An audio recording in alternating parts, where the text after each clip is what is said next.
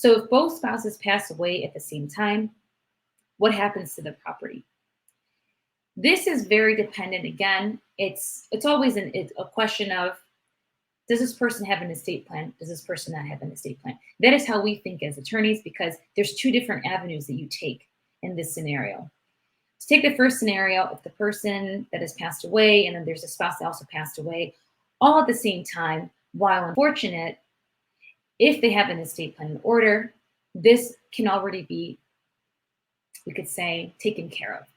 Because assuming that the person did come and see me or another attorney to do an estate plan, that property is already accounted for. The trust, perhaps, that it's in already drives the property and manages the property.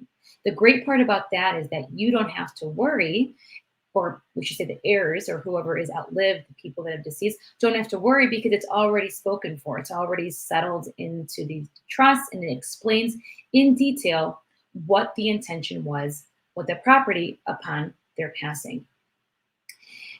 This is a scenario where both people have an estate plan. It's all coincides with each other. There's a lot of things that happen too when two owners pass away at the same time. It matters how many kids there are. Are there kids? If there's no kids, who's outliving them? Do they have brothers? Do they have sisters? We really have to do a full inventory of the family.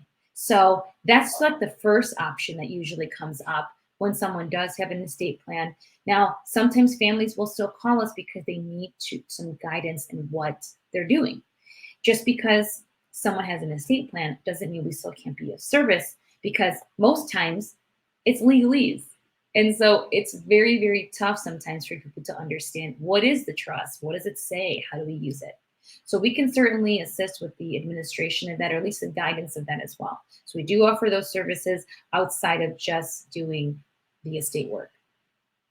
The other option, when you don't have an estate plan and the spouses have passed away, is quite problematic.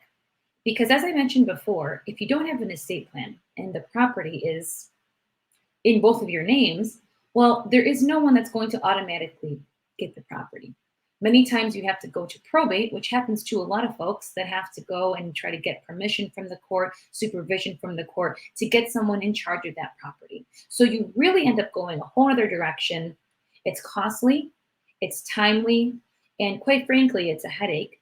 However, it's necessary, and it does have a purpose to try to get everything in order and to close out the estate. And typically, this is what comes up when the person has passed away and there is no beneficiary to the properties. So really, court intervention is how that ends up. So that is really what happens if both people were to pass away, whether you have an estate plan or do not have an estate plan.